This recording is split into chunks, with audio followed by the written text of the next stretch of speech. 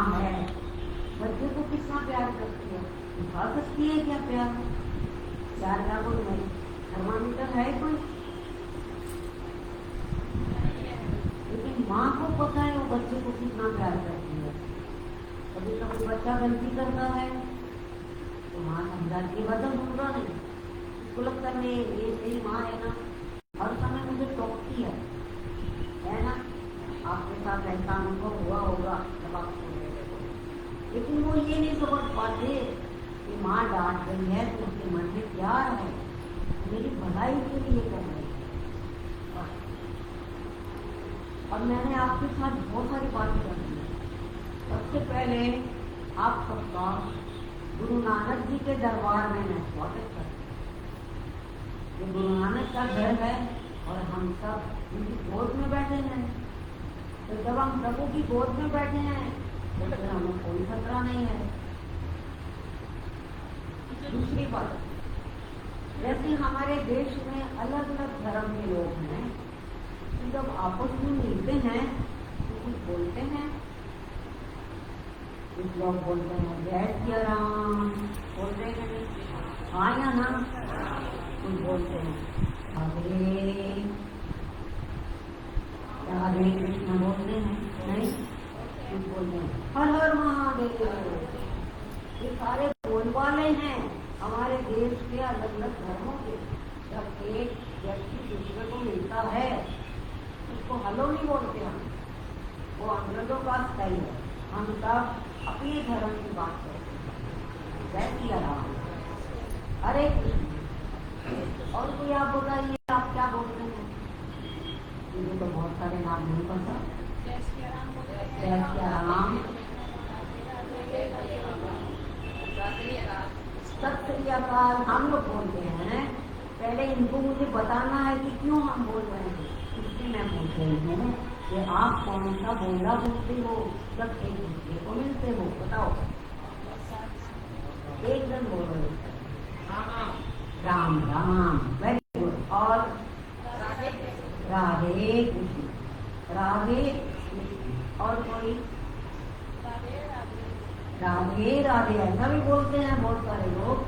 तो जैसे अलग अलग बोले हैं ऐसे सिख लोगों का ये बोला है वाहिगुरु जी का खालसा वाहिगुरु जी की फतेह। अब एक बार जोर से बोलेंगे वाहिगुरु जी का खालसा वाहिगुरु जी की फतेह। ये हमारा बोला है। तब जैसे ये भाई साहब मुझे मिले तो उन्होंने मुझे बोला वाहिगुरु जी का खालसा वाहिगुरु जी की फतेह। अभी एक वीर आए हैं उनको बोलते वाहिगुरु जी का खालसा वाहिगुरु जी की फतेह। अब मैं आपको बताऊं तो वाहिगुरु शब्द है, उसका अगर मतलब आपको पता लग जाएगा तो आप सचमुच नाच उठोगे। अभी तक नहीं पता, मैं बताऊंगी। उसके पहले मैं ये कहना चाहती हूँ कि मैं यहाँ क्यों आई हूँ। आप लोगों से मेरी कोई पहचान नहीं है, ना कोई रिश्तेदारी है, ना आप मेरे गाँव वाली हैं। फिर मैं यहाँ क्यों आई हूँ? इसलिए आई हूँ कि मुझे भी बहुत साल पहले कैंसर हुआ था, मैं अच्छी हो गई और वही आपको बताने आई हूँ कि आप भी अच्छे होकर घर जाओगे। आप सब गुरु नानक जी की कृपा से, प्रभु की कृपा से, आपके जो भगवान है उनकी कृपा से हंसी खुशी से घर जाओ, ठीक होगा। ये मेरी अरदास है। और मैं आपके आने के पहले मैंने अरदास किया है कि प्रभु ये सब तेरे ही तो बच्चे हैं, इनको संभालो। अच्छा, मेरी बात नहीं समझ में आएगी तो मुझे पूछना। अब वाहिगुरु जो वर्ड है जो सिख लोग बोलते हैं वाहिगुरु जी का खालसा वाहिगुरु जी की फतेह, वो वाहिगुरु का मतलब आपको पता लग जाएगा तो आप सब इतने प्रसन्न हो जाओगे। अब मुझे आपने जवाब देना है, चुप नहीं रहना है। वाहिगुरु कितने अक्षर हैं? 4 अक्षर। पहला अक्षर, दूसरा अक्षर अ, तीसरा ग, चौथा। अगर मेरी बात समझ में ना आए बच्चों तो मुझे पूछो या हाथ ऊपर करो। अब फिर से मैं पूछूंगी वाहेगुरु शब्द में कितने अक्षर हैं? सब बोलो। पहला वाह, दूसरा आ, तीसरा ग, चौथा ध। अब आपको मतलब सुनना है। वह से वासुदेव भगवान, आपने सुना है कभी वासुदेव भगवान का नाम? इतनी शक्ति है उनके अंदर, संसार को चला रहे हैं। तो वहां से कौन से भगवान? वासुदेव भगवान। सारे बोलो वासुदेव। दूसरा अक्षर हरे कृष्ण है। हरे कृष्ण बोलो। आपके बोलने में थोड़ा दम होना चाहिए। क्या बच्चे हो दम नहीं, वो बीमार नहीं हो। हरे कृष्ण बोलो। तीसरा अक्षर गोविंद। गोविंद कृष्ण का भी नाम है और गोविंद सिख धर्म के 10वें गुरु का भी नाम है। पता है आपको? पहले गुरु कौन सिख धर्म के? गुरु नानक। और 10वें गुरु गोविंद। अच्छा, अभी हम वाहेगुरु पर फिर वापस आते हैं। वह से वासुदेव भगवान, हरे कृष्ण, से गोविंद, से रामचंद्र भगवान। अब कैसा लगा?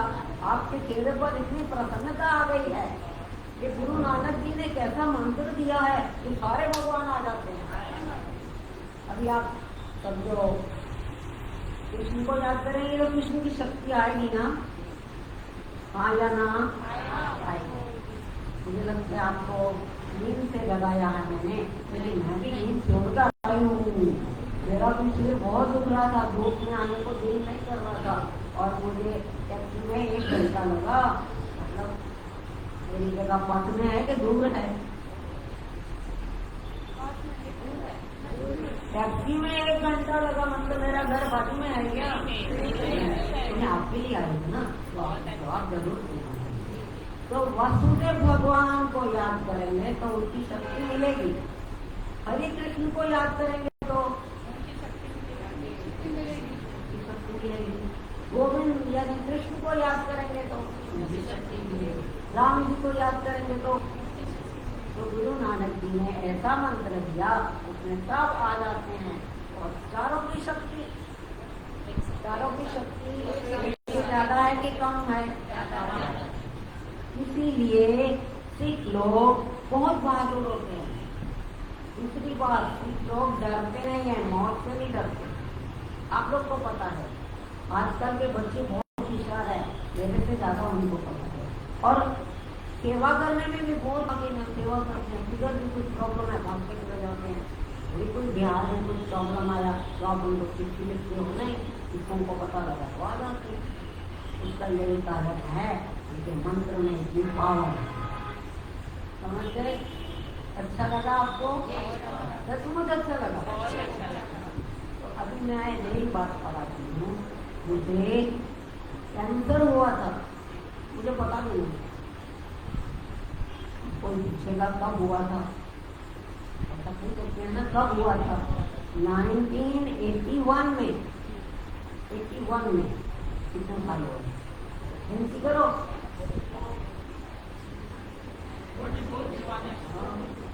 40 से तो ज्यादा ही हो गए ना।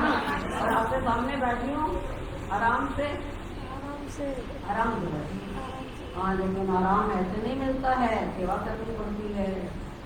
तो मुझे कैंसर हुआ, उसकी तो स्टोरी आपको मैं बताऊंगी तो आपको समझ नहीं आएगा। मेरा कैंसर 3री स्टेज का था। समझते हो 3री स्टेज कैसी होती है? ऊपर जाने वाली होती है। मैं तो नहीं गई ऊपर। तो मुझे एक दिन क्या हुआ, जैसे गणेश चतुर्थी का एक त्योहार आता है, महाराष्ट्र में बहुत मनाते हैं गणेश चतुर्थी। आप भी मनाते होंगे। तो गणेश चतुर्थी की छुट्टी थी, मैं नौकरी करती थी, छुट्टी थी। तो मेरे को तकलीफ हो रही थी। मैं मेरे डॉक्टर के पास, मेरा जो फैमिली डॉक्टर होता है तो खांसी वांसी की दवाई देता है, उसके पास गई और मेरे पास मेरी छुट्टी रहती, साथ में पड़ती 7 तो डॉक्टर ने मेरी बेटी को बोला, जल्दी से अपने पिताजी को बुलाओ। क्या बात है? तो नहीं, हम तुमको नहीं बताते। तो मेरी बेटी ने बोला जो बताना है मेरी माँ को बता दो, मेरे पिताजी तो सुन के गिर पड़ेंगे, जोर जोर आएंगे, उनका दिल बहुत नरम है। तब डॉक्टर ने क्या बोला, अभी का अभी टाटा में जाओ। मैंने कहा कुछ नाश्ता नहीं खाया, नहीं किया, मेरा कुछ नहीं सोचेगा तो नहीं, कुछ नहीं होने दो, कुछ नहीं होने दो, अभी का अभी जाओ। वो मेरी लड़की छोटी छात्री में पड़ती है, मुझे टाटा में लेके आए तो रानी बैठे रहे, डॉक्टर ही नहीं मिला। जो डॉक्टर का नाम मुझे मेरी डॉक्टर ने बताया था, शाम को मुझे वो डॉक्टर का असिस्टेंट था ना, जिसके ऑफिस में मैं बैठी थी सुबह, उसने बोला अरे डॉक्टर तुझे मत टाइम पर आता है, तो उसने मुझे दूसरे डॉक्टर का नाम दिया। मैंने कहा वो डॉक्टर के बारे में क्या गारंटी है? तो उसने बोला मेरी मम्मी का भी उन्होंने ऑपरेशन किया है और वो बहुत अच्छी हो गई। आपको समझ में आ रहा है? अच्छा लग रहा है ना? ये कहानी नहीं है, मेरे जीवन की बात है, मैंने उसको भोगा है। तो मैं दूसरे रूम में चली गई और घर से मेरा नंबर आ गया, डॉक्टर ने मुझे चेकअप किया और ये प्रभु की कृपा, बिल्कुल मुझे रुकना नहीं पड़ा। मैं प्रभु की बात क्यों करती हूँ? क्योंकि प्रभु में बहुत शक्ति है, वो सब कुछ कर सकता है। हम लोग घबरा जाते हैं, डर जाते हैं, है ना? ऐसे ही होता है। प्रभु में तो बहुत शक्ति है, सारे संसार को चला रहा है, आपको भी चला रहा है, मुझे भी चला रहा है। आपको बम्बई में लाया उसने, उसकी कृपा, फिर आपको गुरुद्वारे में तो बैठाया होना, बहुत उसकी कृपा। होटल में तो इतना समझता नहीं आना नहीं। तो मेरा ट्रीटमेंट चालू हो गया, तो डॉक्टर ने बोला 15 दिन के बाद ऑपरेशन कर देंगे। 15 दिन के बाद आई। अब डॉक्टर की मैं आपको कमाल बताऊं, जिनको प्रभु के ऊपर भरोसा है वो कैसी बात करते हैं। तो डॉक्टर मुझे 4-5 डॉक्टर थे, जब थिएटर में ले जा रहे थे तो मुझे डॉक्टर ने पूछा आप ठीक हो जाओगे? मुझे क्या पता है, तो आपको बताना चाहिए ना, आप डॉक्टर हो, मैं कैसे बताऊं मेरा केस कितना खराब है? तो बोलते हैं आप ध्यान से सुनना। डॉक्टर ने बोला, ये डॉक्टर भी कौन सा है? उस समय एशिया का सबसे बड़ा डॉक्टर था, अभी वो नहीं है टाटा में। ये बोलते हैं आपने अपने जीवन में कुछ पुण्य किया होगा, पुण्य समझते हैं, कुछ अच्छा काम किया होगा तो वो आपको बता सकता है, हम तो कुछ नहीं करते। समझ में आता है? ये बात में बहुत शक्ति है अगर आप समझो तो। और मुझे आज तक कितने साल हो गए वो डॉक्टर की बात अभी तक मुझे याद है। अगर तुमने कुछ पुण्य किया होगा जीवन में तो पुण्य आपको बचा सकता है। हम तो नहीं कुछ कर सकते, हम तो खाली औजार हैं, करेंगे पिएंगे इतना निकालेंगे। तो मैंने कहा डॉक्टर साहब मैं आपको प्रणाम करती हूँ, आपके विचार इतने अच्छे हैं। मैंने इस बात से आपको क्या समझ में आता है? यहाँ तो सारे पढ़े लिखे लोग बैठे हैं, एकदम सारे अलर्ट हैं, इंटेलिजेंट हैं। इस बात से आपको क्या समझ में आता है डॉक्टर की बात से? हाँ, अच्छे कर्म करने चाहिए, वेरी गुड। और कोई सबको भाग लेना चाहिए बोलने में, बोलो दान कम करना चाहिए। हाँ, दान तो अच्छे कर्म है, बराबर है। मंडी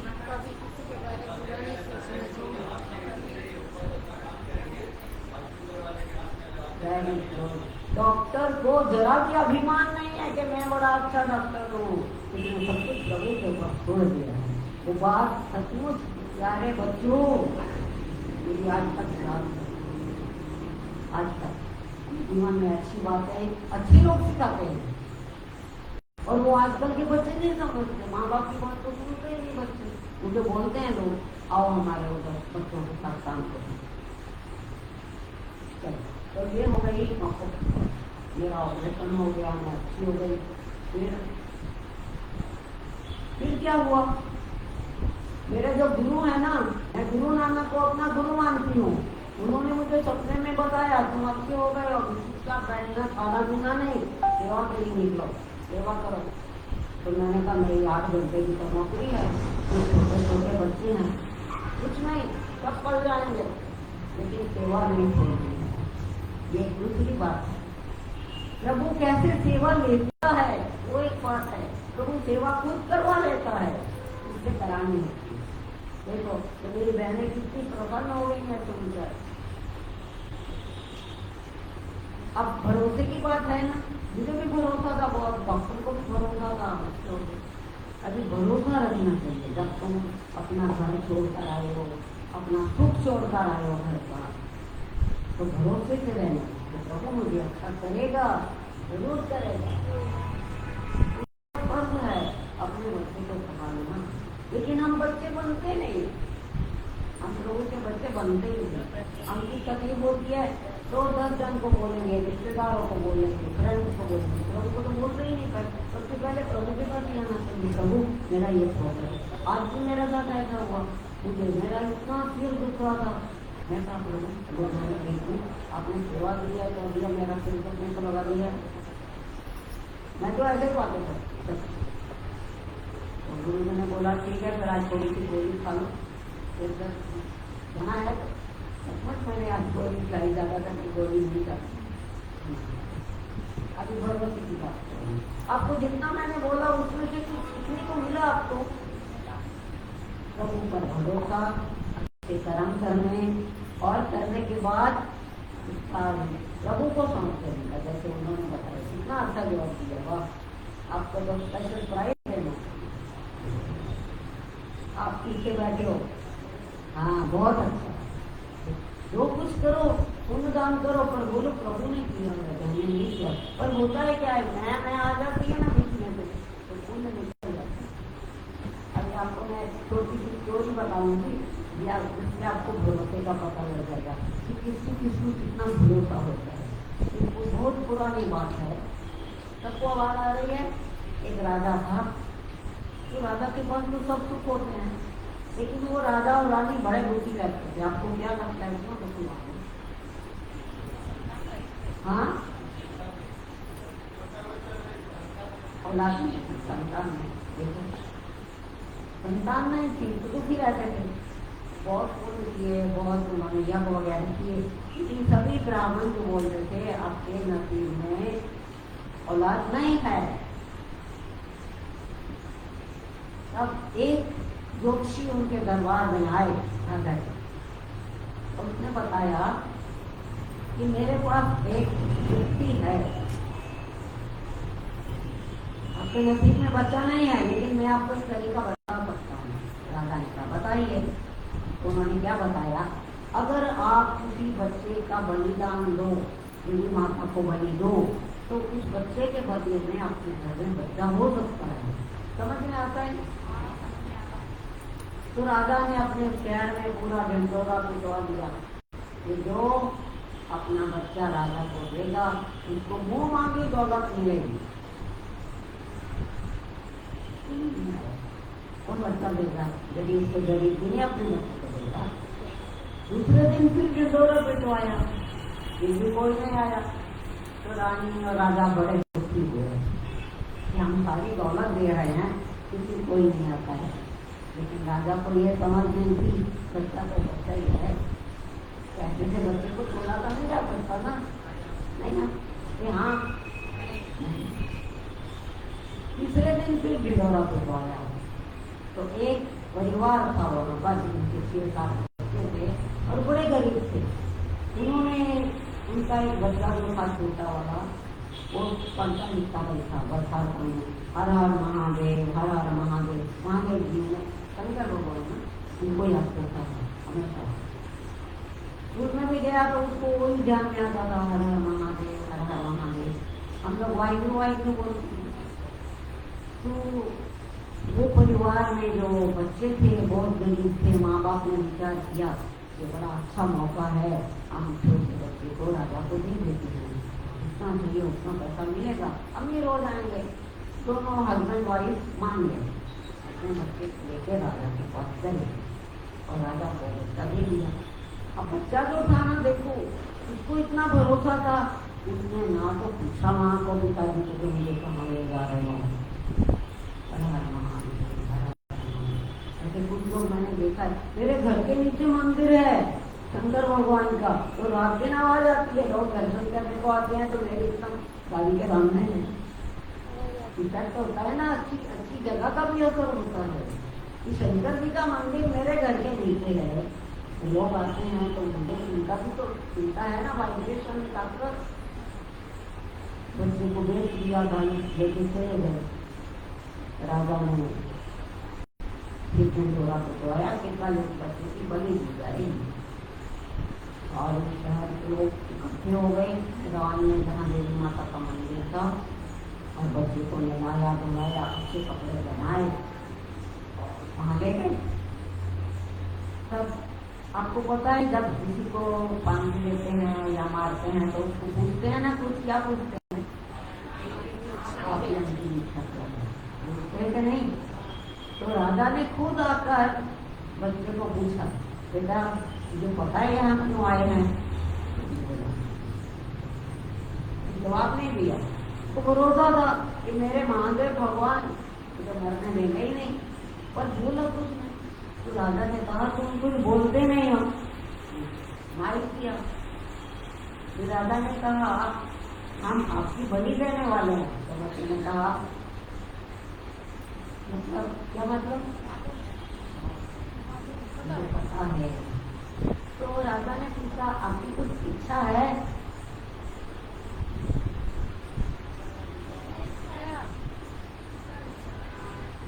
मेरे एक्शन देखो और बोलो। राजा ने पूछा आपकी अंतिम इच्छा कुछ है। हाँ क्या है। उन्होंने कहा मुझे मिट्टी चाहिए, बहुत सारी मिट्टी चाहिए। तो तुरंत राजा के नौकर एक ट्रक भर के मिट्टी ले आए। अब बच्चा खड़ा हो गया और उसने मिट्टी से उस पर ढेर बनाया।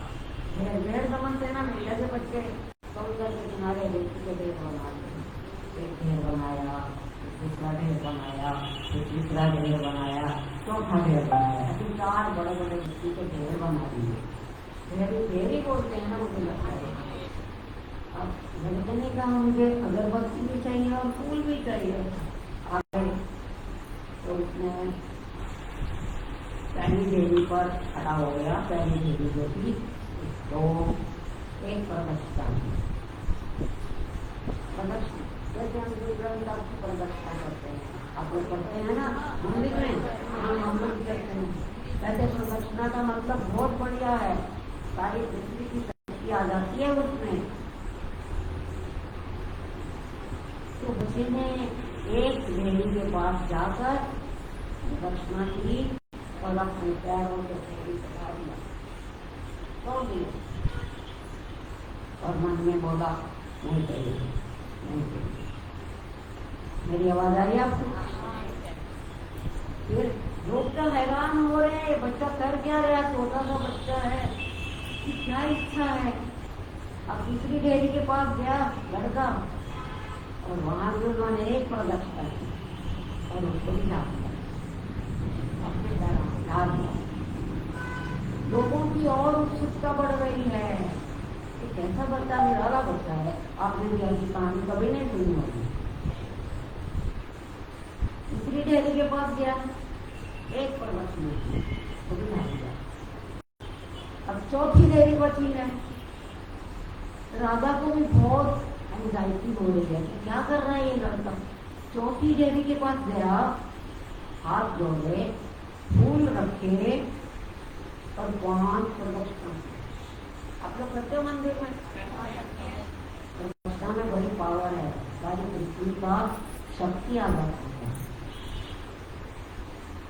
जब चौथी देवी को नहीं सका, फूल चढ़ाए, अगरबत्ती जलाई, 5 बार प्रदक्षिणा की और कैसे। अब बड़ी में भी तो बात सब लोग भूल गए। राजा ने आकर पूछा बेटा तू क्या कर रहा था, हमें कुछ समझ में नहीं आया। बड़े बड़े पंडित बैठे हैं, बड़े बड़े ज्योतिषी बैठे हैं, किसी को कुछ समझ में नहीं आया कि बच्चे ने ऐसा क्यों किया। तो राजा ने पूछा आपने ऐसा क्यों किया। अब सुनने की बात है। तो बच्चे ने बताया बच्चा जो होता है सबसे बड़ा पालक उसका माता पिता होता है ना। बच्चे के लिए सबसे प्यारा कौन है? माता पिता।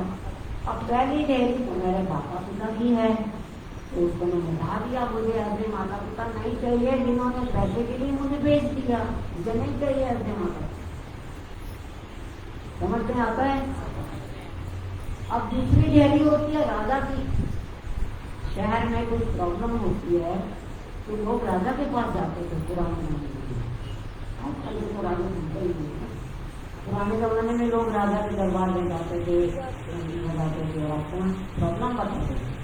तो बच्चे ने बताया दूसरी डेयरी तो राजा की है, अब मेरे राजा ने मुझे खरीदा है बच्चे के लिए, तो मैं राजा को क्यों बोलूं मेरी दान करता, मुझे नहीं चाहिए ऐसा।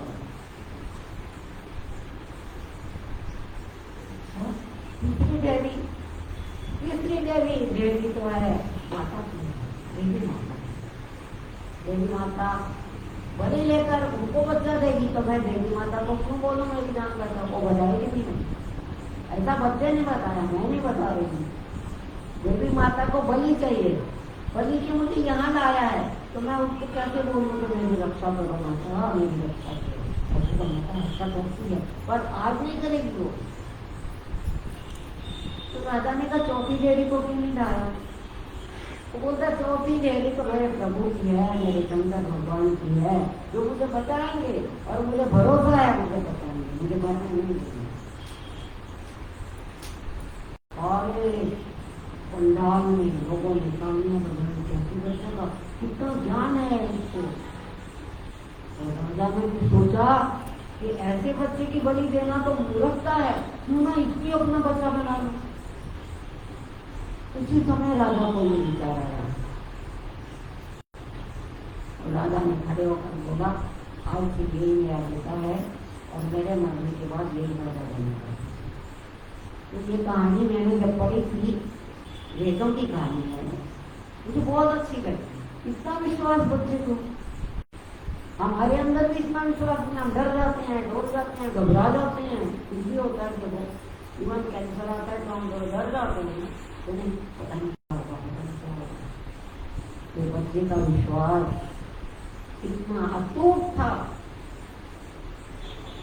कि राजा को बदली होना पड़ा उसके विचार बदल। मुझे उम्मीद है कि आपके अंदर भी विश्वास पैदा करेगा। इसमें मुझे बताने का था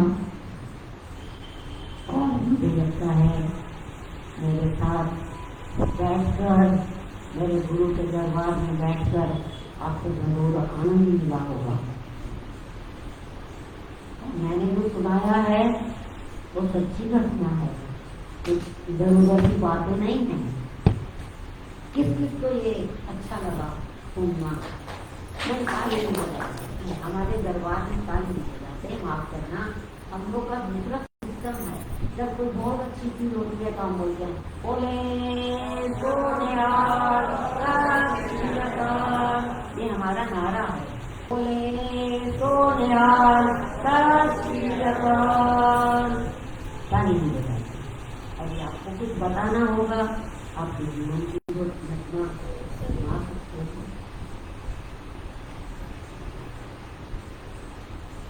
मुझे बहुत अच्छा लगता है, मैं बहुत जगह पर जाती हूँ कैंसर पेशेंट के साथ काम करने को।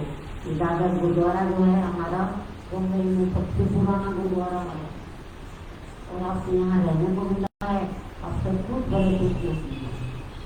तो मुझे ऐसा लगता है जैसे मैं कहीं दूसरी जगह जाती हूँ जैसे मेरे घर के मंदिर है, देखती हूँ लोग कैसे पूजा करते हैं, देखती हूँ बैठ के देखती हूँ, मुझे अच्छा लगता है।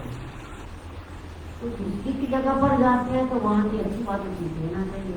इसका मतलब ये नहीं है कि हम धर्म परिवर्तन हो जाते हैं, नहीं, हम सीख लेते हैं। जैसे बच्चा स्कूल में जाता है 1000 बातें सीखता है, ऐसे कि हमारा स्कूल है, हमें सीखना है। यहाँ पर जो अच्छी बातें आपको लगे वो सीखो, आपका फायदा होगा। आपको लगता है आपको यहाँ पर क्या फायदा है, चलो हम इससे बात करते हैं। गुरुद्वारा में आकर आपको क्या अच्छा लगा वो बताइए, आप बताइए भाई साहब, आपको बड़े कुछ लगता है, बोलो बोलो, आप ही बोलो, आपको गुरुद्वारे में क्या अच्छा लगा?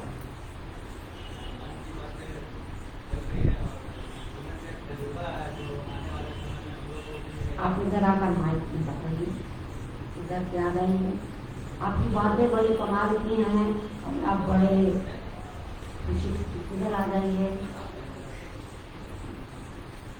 बड़े के पास दरवाजा होता है लाइफ का।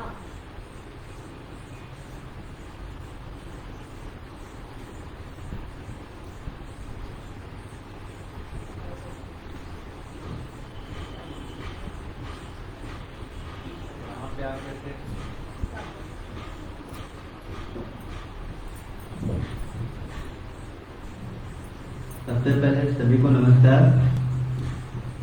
यहाँ पे आकर के हम लोग को एक चीज समझ में आता है कि हमारी एक जिंदगी है जो काफी लंबी है। हम लोग अपने अपने उम्र के पड़ाव पे हैं और जैसा कि आंटी जी बता रही हैं तो ये अपने जीवन का तजुर्बा बता रही है, जो कि आने वाले समय में हम लोगों के साथ भी कुछ न कुछ ऐसा होते रहेगा। तो ये अपना एक्सपीरियंस शेयर कर रही है हम लोगों के साथ, जो कि हमें फ्यूचर में देखने को मिलेगा। और जिस तरीके से इन्होंने बताया एक स्टोरी एक बच्चे की, तो ये आपके ऊपर जो विश्वास है ये उस पर डिपेंड करता है कि आप किसी चीज पे कितना विश्वास करते हो। शक्ति है, सब कुछ है, पर उस चीज को मतलब पाने के लिए क्या बोला जाए कि एक विश्वास होना बहुत जरूरी है। अगर आप किसी भी चीज को करते हो तो उसके लिए आपको विश्वास होना चाहिए कि हाँ मैं कर रहा हूँ तो वो सही है तो सही होगा। अगर आपका पक्का विश्वास है तो वो कार्य आपका जरूर पूरा होगा। मैं इस गुरुद्वारे में जब आया था तो एक भाई साहब ने मुझे बताया कि आप सुबह 8 बजे आ जाना, आपको रूम मिल जाएगी। मैं रियल स्टोरी बता रहा हूँ, यहाँ कुछ दिन पहले की। मैं आया तो अंकल जी ने बोला जाओ बेड देख लो। तो मैं देखा तो मुझे एक कॉर्नर में एक बेड मिली थी, सिंगल बेड थी वो। तो मैं देख के गया, फिर मैं अंकल जी से बोला अंकल जी एक बेड खाली है। तो मैं लाइन में ही था, मेरा ही नंबर था। पर हुआ क्या कि एक बंदे आए और एक और अंकल जी आए, उन्होंने बोला थोड़ा सा हवा खाने दो यार, सब कुछ चेक करके मत रहो। तो मैं पीछे हो गया और उसने फॉर्म ले लिया, भर दिया, उसे रूम मिल गया। अब मैं अपसेट हो गया कि मैं क्या करूं। मैं मम्मी को हॉस्पिटल में छोड़ करके आया हूँ, अब फिर मेरे को रूम लेना है। अब मैं बेड के लिए सोच रहा था, मेरे को नहीं मिला। फिर मैं सोच रहा था भगवान क्या होगा क्या होगा। फिर अचानक से तुरंत उसी वक्त क्या हुआ कि एक रूम की चाबी, रूम नंबर 120 तुरंत खाली हुआ और तुरंत उसकी चाबी आई और तुरंत वो चाबी मेरे हाथ में आ गई। तो मैं विश्वास के साथ आया था कि मुझे रूम मिल जाएगी, और जब देखा कि नहीं मिली और फिर तुरंत मेरा विश्वास नहीं टूटा, मैं वेट कर रहा था वहां पे। कुछ लोगों ने बोला मुझे कि आप वेट करिए, देखिए बाबा जी से बात करिए मिल जाएगी। और कुदरत का करिश्मा हुआ, मुझे रूम मिल गई। अभी भी मैं उसी रूम में रह रहा हूँ। तो ये कब क्या होगा किसके साथ ये कोई नहीं जानता। आपको अपना विश्वास जो है उसको बनाए रखना है। ठीक है, धन्यवाद। कोई अगर के पास ज्ञान है, नॉलेज है, एक्सपीरियंस है, बोलो। आपकी बात सुनकर दूसरों को भी भरोसा बैठेगा। अगर उनकी बात कितनी अच्छी है, देखो सुना आपने अभी 2 दिन पहले की घटना बताई उन्होंने। ऐसे मुझे भी विश्वास था, मुझे डॉक्टर ने बोला, तो ये भी नहीं बोला मुझे डॉक्टर ने कि कैंसर है। मेरी बेटी को बोलते हैं, पिताजी को बोलती है, माँ को भी बोलते हैं। हम लोग डरते नहीं है, ये एक खास गुण है सिख धर्म का। छोटे छोटे बच्चे भी नहीं डरते। तो डर रहे तो होना है, डर निकलना है। चंद्रा से क्या आया चला जाएगा, उसमें क्या लेना है मेरे। चलिए और कोई बोलो, कोई बहना जाओ, चलो। ये तो मैं समझूंगी आपने मेरी कोई बात नहीं सुनी। आ जाओ, थैंक गॉड।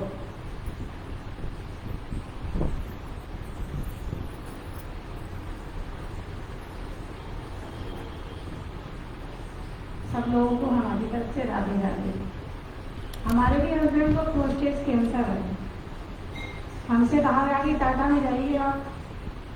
हमने कहा कि भाई टाटा में तो नामुमकिन है कि जो आपको जल्दी से आपके चेकअप हो जाएंगे और आप आ जाए, वहाँ तो महीनों लग जाते हैं। हमने कहा भाई महीनों लग जाते हैं, देखते हैं। हमें अपने राधा कृष्ण पे बहुत भरोसा है, जिनकी हम सेवा करते हैं, लड्डू गोपाल जी। हमारे पति ने भी कहा कि भाई चल तो रहे हैं, वहाँ रहने की व्यवस्था भी नहीं मिलेगी। पर ईश्वर की कृपा है, देखो क्या होता है। गुरुद्वारे में आए, बैठे, उन्होंने भैया ने कहा कि आप बैठिए, 3:30 बजे का इंतजार कीजिए, आपको कमरा मिले या ना मिले। बैठे रहे, इंतजार करते रहे। भगवान की कृपा से 3:30 तो नहीं बजे, 11:30 बजे ही हमको कमरा मिल गया और यहाँ आके रहने लगे। सुबह फिर हमने अपने भगवान को याद किया और पूजा की कि हे प्रभु, इतनी दूर से तो आए हैं, अपने हस्बैंड की दवा लेने के लिए, देखो क्या होता है। फिर बाबा गुरु की कृपा से जब हम सुबह पहुंचे तो हमारा 7वां नंबर आ गया, फाइल तैयार हो गई, सारा कुछ हो गया, हमारा टेस्ट भी अच्छी तरीके से हो गए और ट्यूजडे को उनका चेकअप भी मतलब होगा, डॉक्टर उन्हें देखेगा नहीं। वाहिगुरु की कृपा है कि सब अच्छा ही होगा और विश्वास में रखती हूँ और सब बहनों से भी कहना चाहूंगी कि वो विश्वास मन में रखें कि जिसके अंदर विश्वास है वही सब कुछ है। जहाँ विश्वास टूटा है वहाँ कुछ नहीं होता है। सबसे पहले वाहिगुरु प्रभु है, प्रभु पे विश्वास रखिए, सभी लोग यहाँ से ठीक होके जाएंगे और अच्छे से सबका सहयोग कीजिए। बहुत अच्छा बोला है और मैंने आपको लोग नई चीज सिखाई है आज। वाहिगुरु का मीनिंग सिखाया है, याद रहेगा। वाहिगुरु वर्ड का मीनिंग सिखाया है, बहुत है। बोलो, राधे हरि कृष्ण, जय गोविंद, राधे राम कृष्ण भगवान। ये शक्ति का प्रतीक है। और एक बात मैं बता दूं, मैं बहुत जगह जाती हूँ तो लोग मुझे या पैरों को हाथ लगाते हैं, तो हमारे में पैरों में हाथ नहीं लगाते। क्यों पता है? हाँ, हमारे जो गुरु हैं, गुरु ग्रंथ साहब, वही हमारे गुरु। हम किसी आदमी को या औरत को गुरु नहीं मानते। सिख लोग गुरु ग्रंथ साहब जो बनाया था उसको ही गुरु समझते हैं, उसको ही नमस्कार करते हैं। और आपको एक और मजेदार बात बताऊं, हमको जो चाहिए मिलता है। कैसे? समझो मुझे बहुत प्रॉब्लम है, जीवन गुजरा है ना, जब मैं यंग थी, मैं नौकरी करती थी, बच्चे थे, कितने प्रॉब्लम होते हैं ऐसे टाइम में। तो उसमें क्या होता है, एक मेरा ये भी स्वभाव है कि मैं अपना प्रॉब्लम किसी को नहीं बनाती, माँ को भी नहीं बताती, अपने पास रखती हूँ और अपने प्रभु को बोलती हूँ तू मेरा समाधान कर। जैसे बहन जी ने भी बताया कि प्रभु को बोला तू लाया है तो इतना लाड होना चाहिए ना, प्यार भी होना चाहिए प्रभु के साथ, तो लाड भी होना चाहिए। तो मैं क्या करती थी, या हमारा सिस्टम आपको बताती हूँ। आप इधर आए हो तो आपको सिस्टम भी पता लगेगा। समझो मेरा कुछ प्रॉब्लम है और मैं किसी को पूछना नहीं चाहती हूँ, तो फिर क्या करें? समाधान कैसे होगा, आंसर कैसे मिलेगा? तो हम क्या करते हैं, गुरुद्वारे में आते हैं, गुरु ग्रंथ साहब के आगे खड़े होकर हम निवेदन करते हैं मन में, प्रभु तेरा ये प्रॉब्लम है, जवाब चाहिए।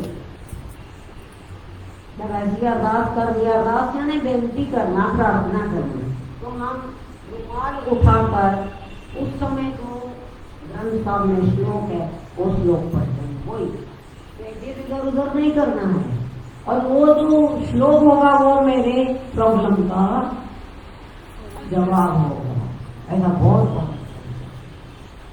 है ना, आसान तरीका है ना।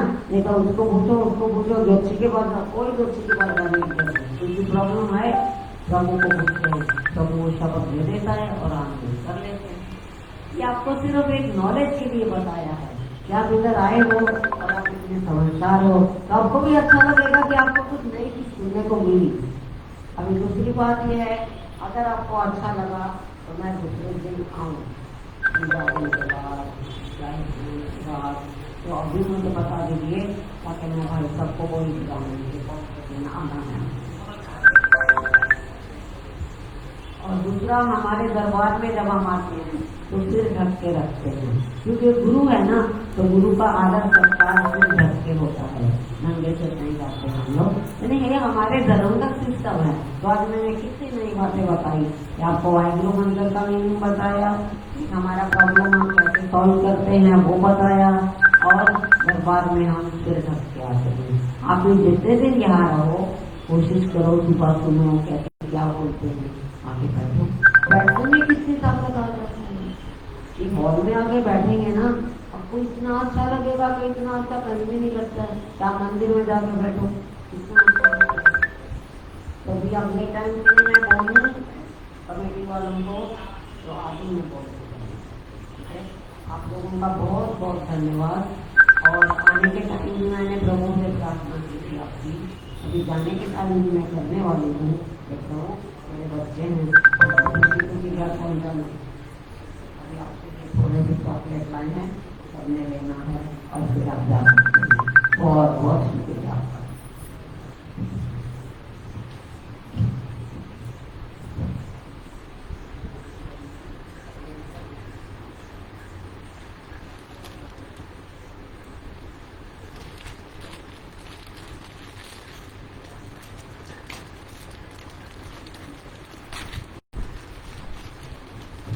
क्योंकि मुझे बहुत वजन नहीं उठाना होता, इसलिए मैं ये चीज लाइन बना के उठा करती हूँ। बहुत सारी चीजें मिलती हैं बाजार में, पर मुझे वजन उठानी पड़ता है।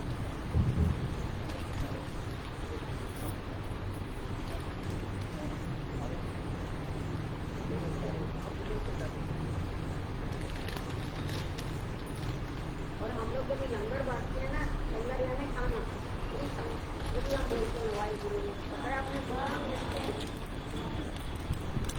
ये बहुत मामूली चीज है, मेरा प्यार है बड़ा हुआ।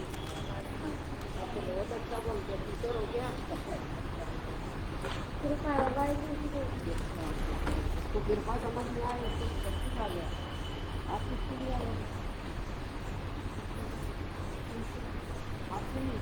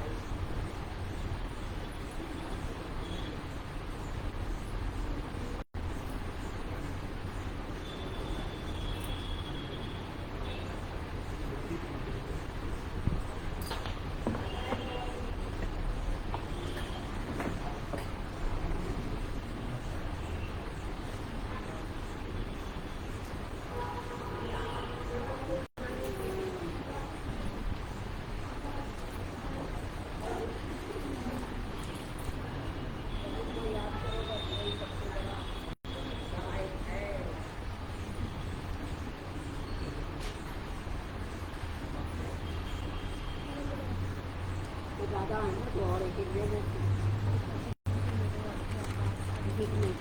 सारे जान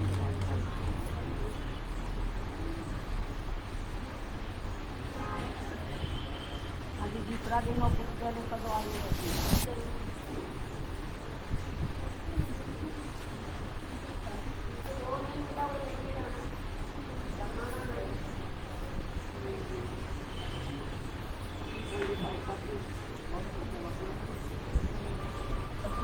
अगला दिन 10 दिन है ना, अगले दिन दे